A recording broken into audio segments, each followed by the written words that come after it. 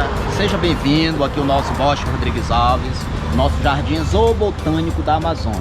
Vamos dar um passeio por uma remanescência de floresta amazônica aqui no centro da cidade de Belém e vamos ver a maravilha que este espaço pode estar oferecendo, não só para a contemplação ambiental, mas também para o lazer, para o entretenimento e também para a paz interior de cada um de nós.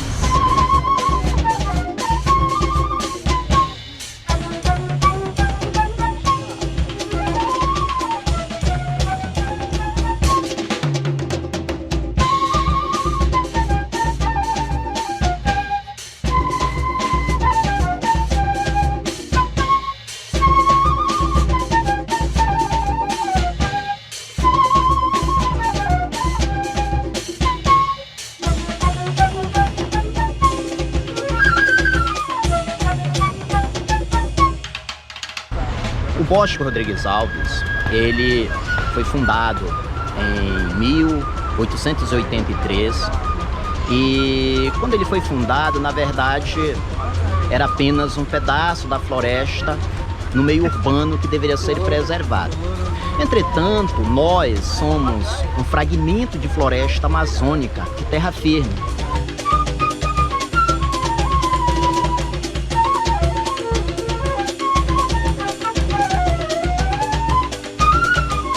No ano de 2003, nós fomos enquadrados na categoria de Jardim Botânico.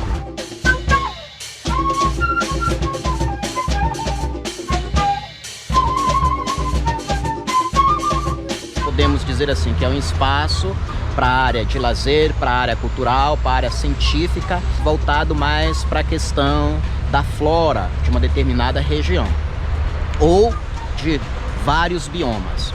E zoobotânico por conta da inserção dos animais, uma parte que foram implementados aqui dentro e outra pela fauna livre ou em semi-cativeiro que nós temos aqui. E mais tarde a gente conseguiu receber do IBAMA o título de zoobotânico, porque nós temos aqui animais em cativeiros, em semi-cativeiros e animais em fauna livre. Por isso o Jardim Zoobotânico.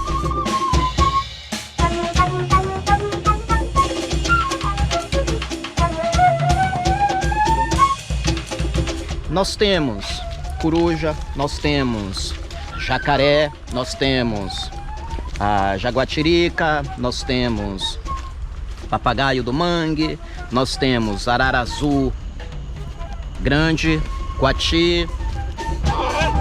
A fauna livre nós temos tanto os macacos de cheiro e também temos as aves peculiares daqui, da nossa floresta mesmo, e tem as aves migratórias que passam, de vez em quando elas dão uma parada por aqui para vir se alimentar ou dar uma descansada, enfim.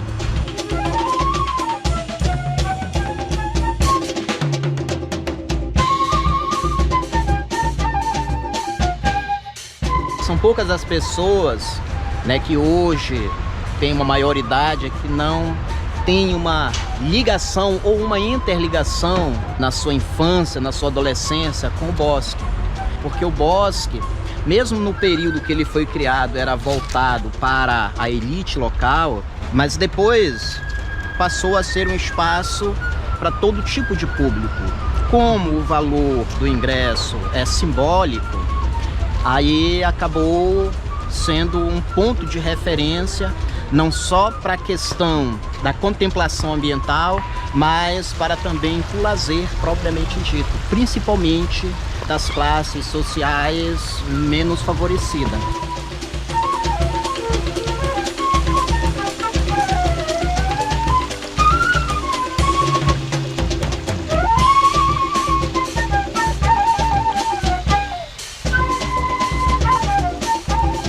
E nós não tínhamos igarapés aqui dentro.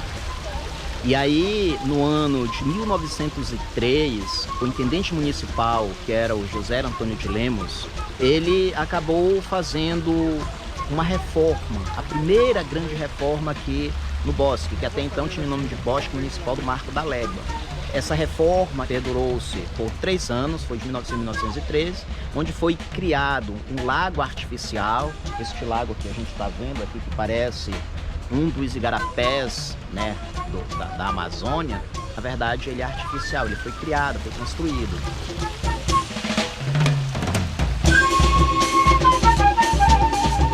E junto com este lago foram construídos também alguns monumentos, como a ruína do castelo, a Gruta Encantada, a cascata.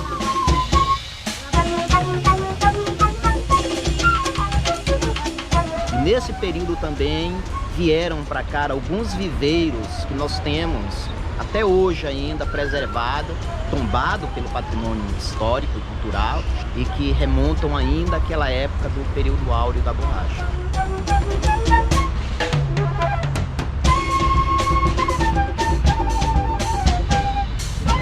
Naquela época a cidade estava limitada até meados de São Brás, e aqui existia a estrada de ferro que ligava a cidade de Belém, que era a entrada da Amazônia, por conta do período áureo da borracha, até o interior do estado do Pará, em especial a cidade de Bragança.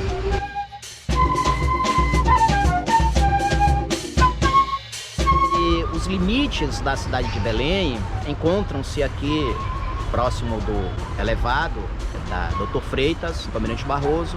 Então ali tem o Marco da Légua, e por conta disso foi preservado dentro da floresta mesmo um pedacinho dela, para que ela fosse intocável. Seria o Bosque Municipal do Marco da Légua.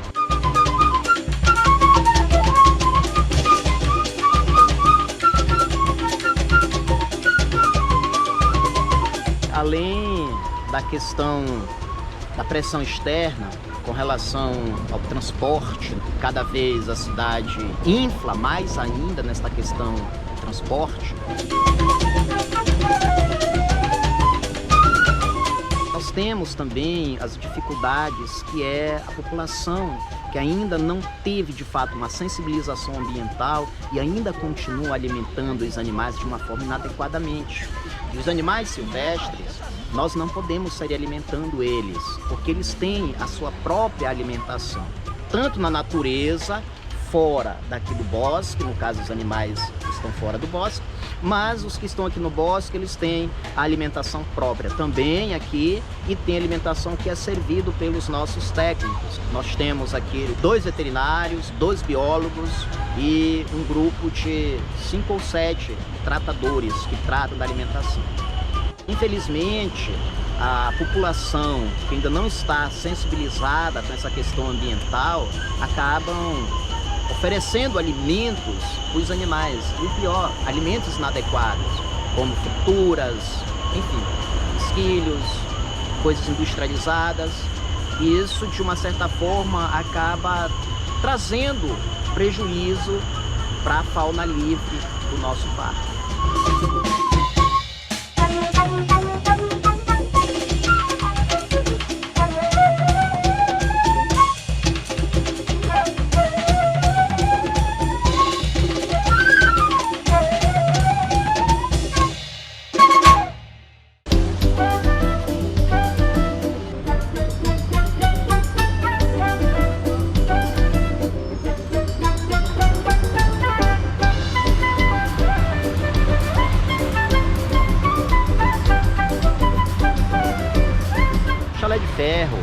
Ele foi uma das 4 ou 5, nós não temos muita certeza, chalés que vieram da Europa no final dos anos de 1800, e eles vieram para servir de moradia para os barões da borracha. Hoje nós temos o conhecimento deste que está aqui e um que está lá na Universidade Federal do Pará. Os demais a gente não sabe muito bem o paradeiro deles, né?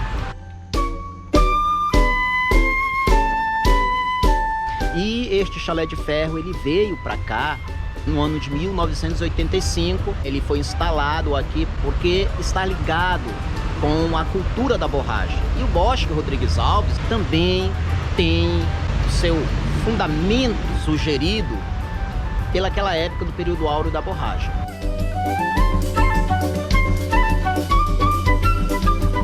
Este chalé, ele pertenceu a uma das famílias dos barões da borracha, e quando houve o declínio da borracha, este chalé de ferro passou a ser propriedade da Beneficente Portuguesa e mais recentemente, no ano de 1985, veio para cá para fazer parte do nosso patrimônio cultural aqui do nosso Jardim Zoobotânico. Hoje funciona a parte administrativa e burocrática do Jardim Zoobotânico Bosco Rodrigues Alves.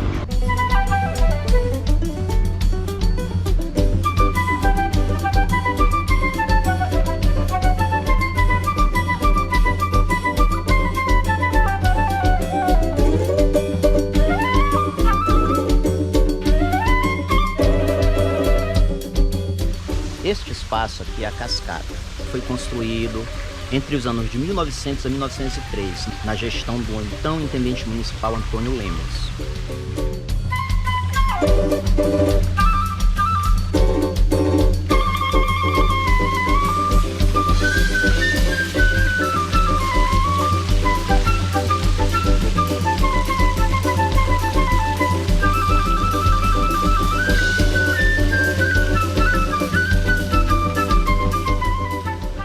Cachorro, na verdade, ele foi colocado aí, mas até hoje não existe uma definição correta deste cachorro. Tem historiadores que diz que ele remonta ou reporta-se a um lobo da mitologia grega, mas nós não temos documentos disso. Portanto, tudo que eu disser para você pode ser falácia.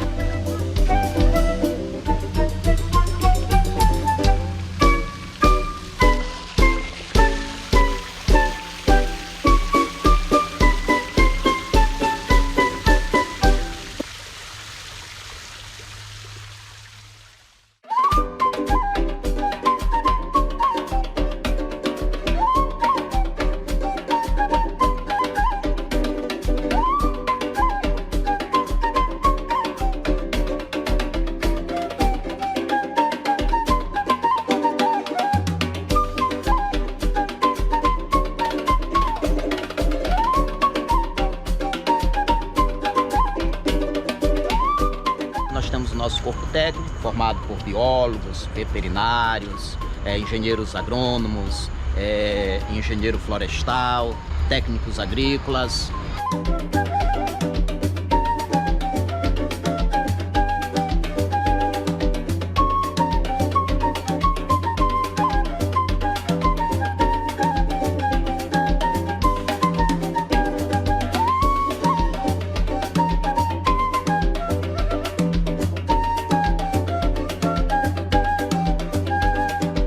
Funcionário da Secretaria do Meio Ambiente, e a gente já está aqui no Bosque Rodrigues Alves, né, o nosso Jardim Zoobotânico, há 25 anos.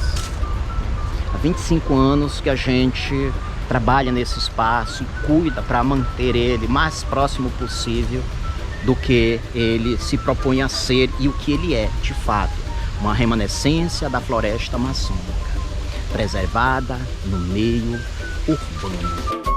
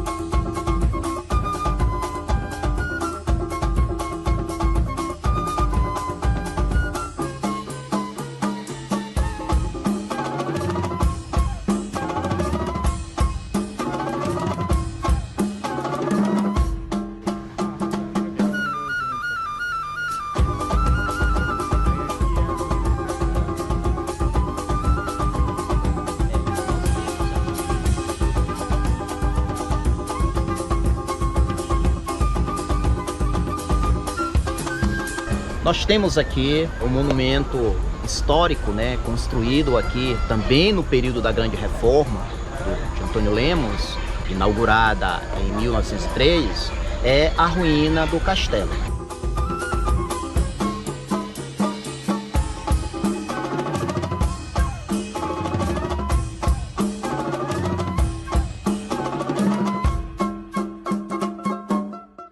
A ruína do castelo, na verdade, algumas pessoas perguntam: de fato houve um castelo construído aqui? Não. Tentaram construir um castelo? Também não. O nome sugestivo, ruína do castelo, na verdade trouxeram uma réplica de um castelo medieval em ruínas, certamente da Europa, e acharam interessante isso e trouxeram para cá e implementaram o que seria de fato uma ruína de um castelo. É uma réplica de uma ruína de castelo, por isso ruína do castelo.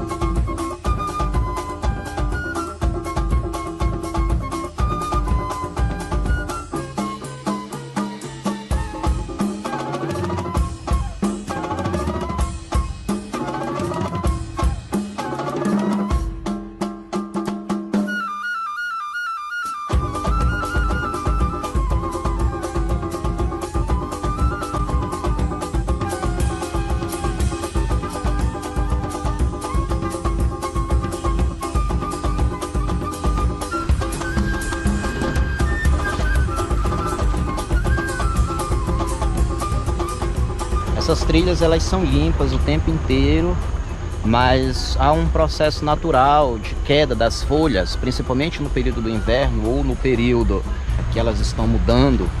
E aí, mesmo a gente limpando pela parte da manhã, quando chega à tarde, tá como se não tivéssemos feito nada. Nós utilizamos na compostagem. E a compostagem ela serve para a produção de insumo o próprio vegetal que está em pé aqui na floresta.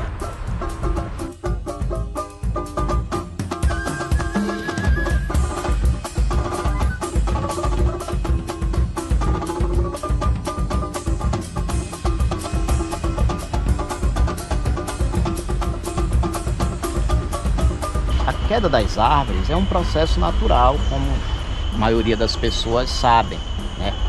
Mas, por exemplo, aqui tem árvores com 300 anos, árvores com 400 anos. Algumas delas já chegaram no ápice da sua vida, do seu processo natural. Então, certamente, elas vêm cair. Mas a gente, com a nossa equipe técnica, sempre estão monitorando as que estão mais vulneráveis para a queda.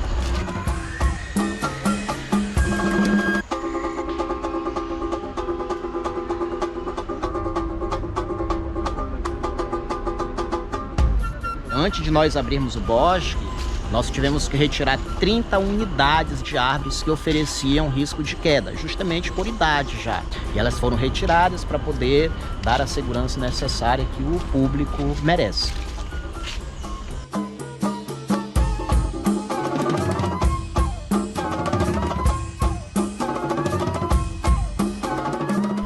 Se ela for muito grande, a árvore, a gente tira da direção das trilhas, né? E ela fica no canteiro ali se decompondo, é um processo natural.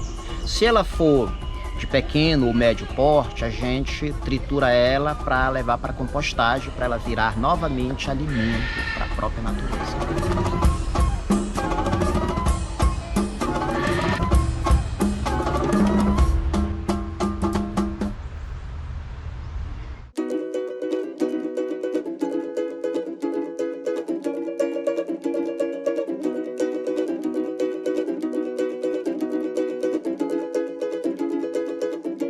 Nós temos este monumento aqui, este monumento é a Gruta Encantada. A Gruta Encantada, como o nome já sugere,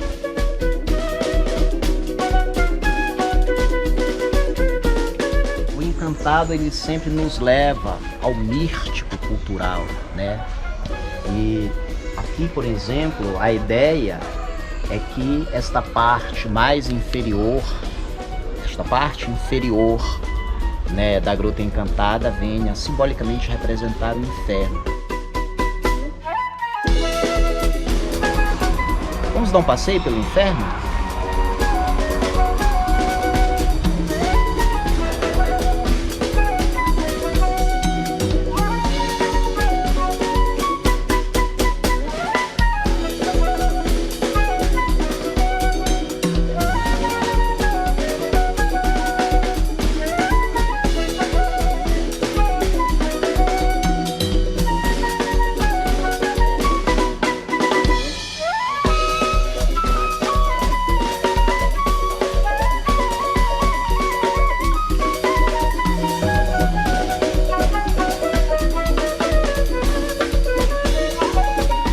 Estamos saindo agora do inferno, é o inferno cultural, né?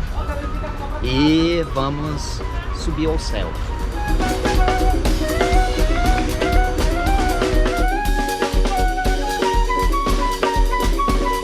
Você percebe, a trajetória para sair do inferno e para o céu não é fácil, é longa a caminhada.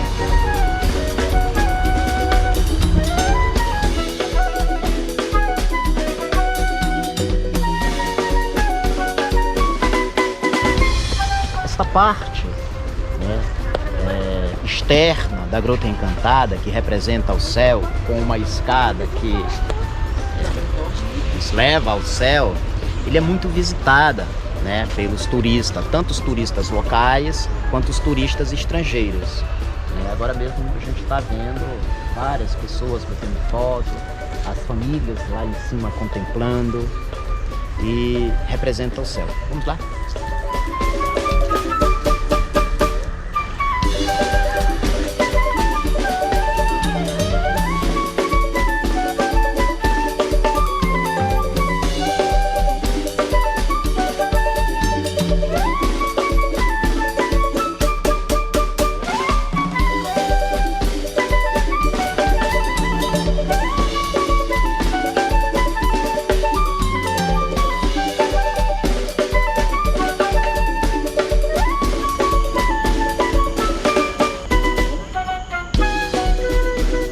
Nós já estamos aqui no céu.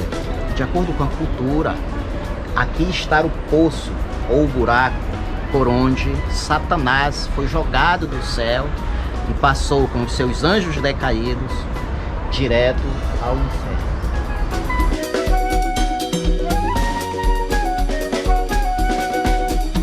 Foram construídos todo pelo Antônio Lemos no período da Grande Reforma. A ideia foi da própria equipe dele. Tinha um arquiteto, no lado da cascata, tem o nome lá do arquiteto, do mentor disto aqui, que foi implementado na gestão.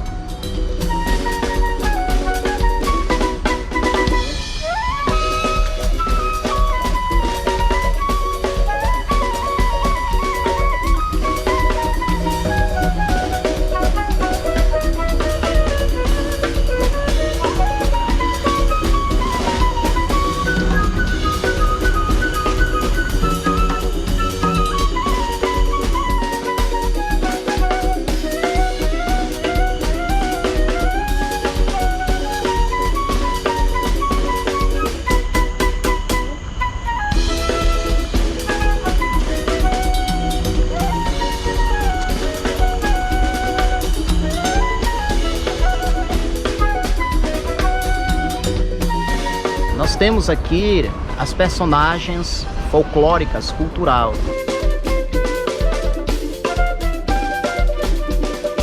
Nós temos a Iara,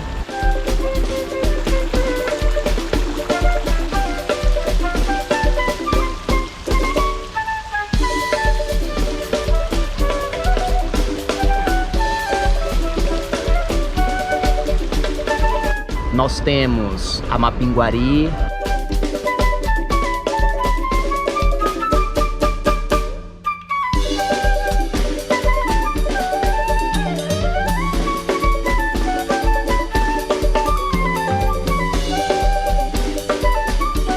nós temos a famosa Curupira, que representa o nosso folclore amazônico.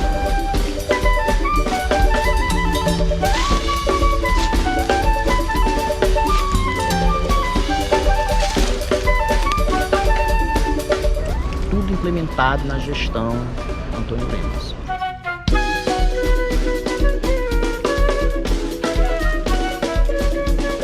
Era a cultura da Amazônia e também levar público-alvo na época a meditar também na questão da religiosidade, através da cultura, do simbolismo cultural.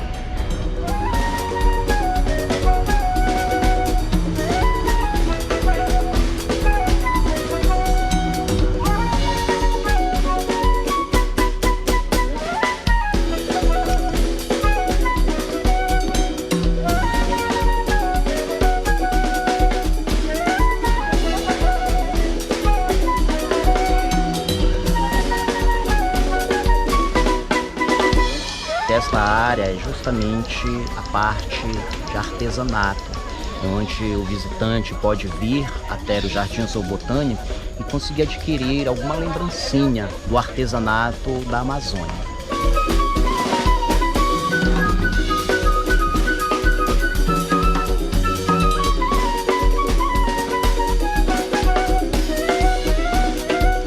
Cooperativa de mulheres chamada de Moema, na verdade é um movimento de mulheres que agem em forma de cooperativa. Elas produzem ali os materiais dela, né, e acabam vindo trazer aqui para vender.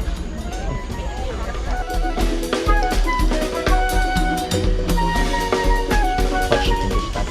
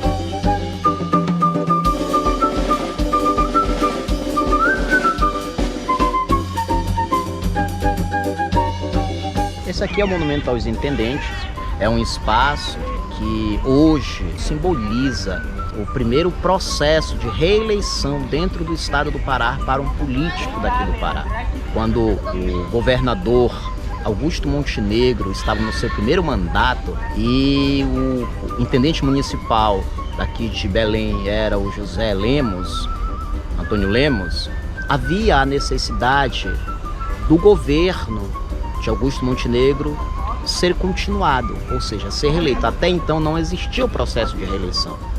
Aí o partido, né, do governador Augusto Montenegro, que era o mesmo partido do Antônio Lemos, chamou os prefeitos da época de todos os municípios do estado do Pará e realizaram um almoço aqui. E neste almoço foi discutido e deliberado e aprovado que haveria o primeiro processo de reeleição de um candidato a governador do estado do Pará neste período. Então foi discutido aqui o primeiro processo de reeleição e foi aprovado. E com isso o governador Augusto Montenegro acabou sendo reeleito novamente para o seu segundo mandato. Mas isso, de uma certa forma, foi muito bom. Por quê? Porque naquele período a Amazônia era o centro das atenções do nosso país na época, até mesmo o centro das atenções a nível mundial, por conta do período áureo da borracha.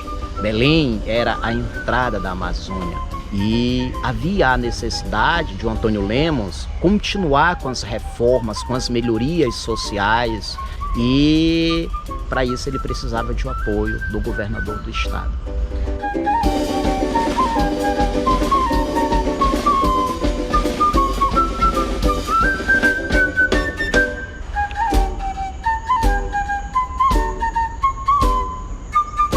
Foi construída por conta do evento, para lembrar o evento, algum tempo depois.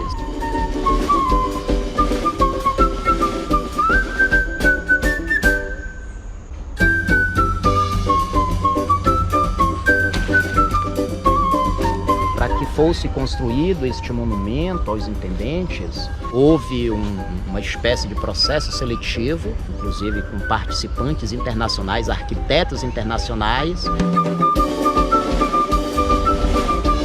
A gente pode ver, por exemplo, o busto da esquerda é o busto do governador Augusto Montenegro. E o busto da direita é ali o busto do Antônio Lemos, intendente municipal da época.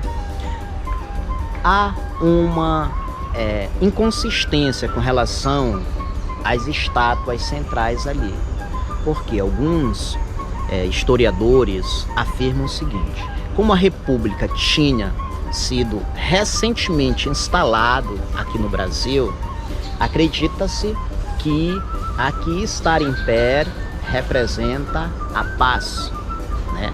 E aqui está sentada ali escrevendo representa a República. Entretanto, há um historiador que veio um dia aqui e acabou havendo esse levantamento de suspeita, né, histórica, porque ele afirmou que a paz estava ali com o louro da paz e a história era que estava relatando ali no escrito. Então hoje a gente já não pode mais afirmar com certeza, porque foi um historiador que falou isso, né, levantou essa suspeita.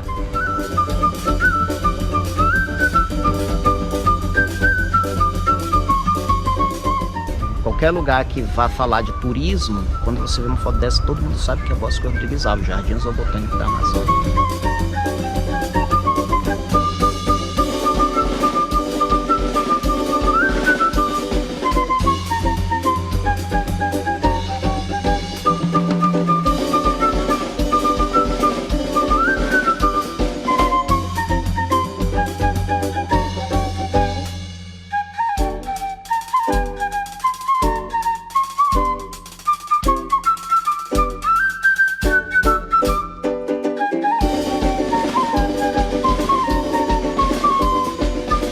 Hoje, o bosque, ele já teve algumas mudanças, algumas alterações. Por exemplo, quando a gente caminha nas trilhas, tiveram que ser suprimidas algumas espécies de vegetal, mas isso lá no ano de 1900 e 1903. Os monumentos que nós vimos até aqui, que nós vemos até aqui dentro, também foi tudo daquela época. Então, de lá para cá, nós tentamos manter o máximo possível próximo da floresta amazônica mesmo, até porque isso aqui é uma remanescência de floresta amazônica. Qual é a ideia central? É trazer o público para contemplar um pedaço da nossa floresta amazônica, com árvores centenárias, com árvores aí que tem mais de 500 anos aqui dentro. Quando o Brasil foi descoberto por Pedro Álvares Cabral, já tinha árvores aqui que já eram árvores maduras, e algumas dessas árvores estão até hoje aqui no Bosque dos Altos.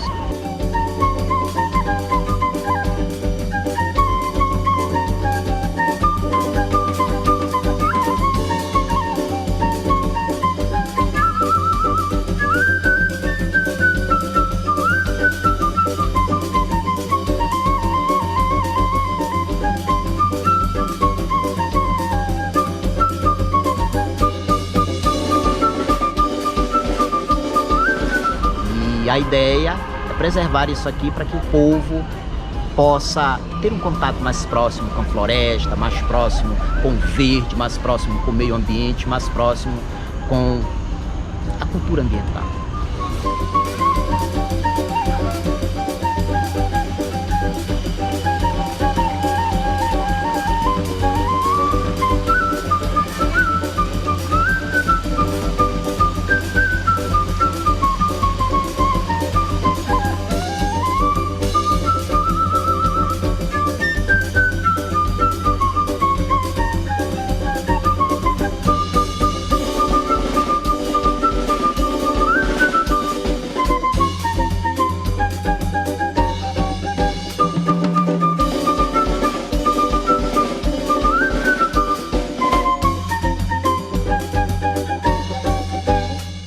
A gente espera que a população, não só de Belém, mas a população do estado do Pará e também do Brasil e até mesmo os povos internacionais possam ter um olhar mais criterioso para o nosso jardim zoobotânico. E vamos procurar preservar, porque é muito importante. É importante para o nosso bem-estar, é importante para a nossa saúde, é importante para a preservação ambiental que nós tanto necessitamos.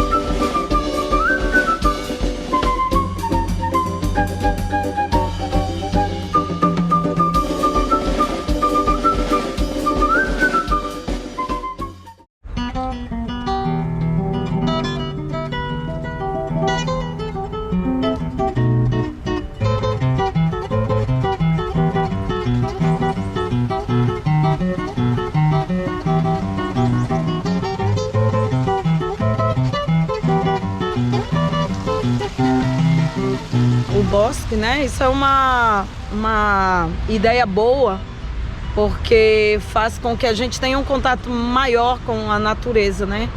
Haja em vista que a gente vive num contexto urbano muito distante do que é uma vida numa floresta.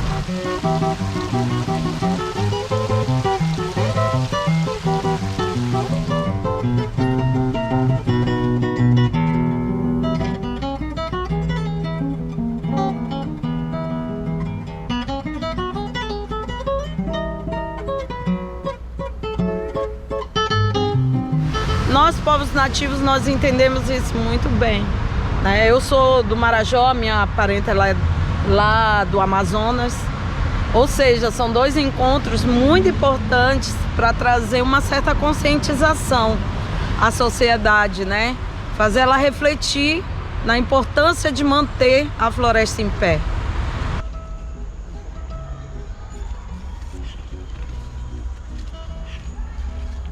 Haja em vista que a floresta é a nossa vida, né?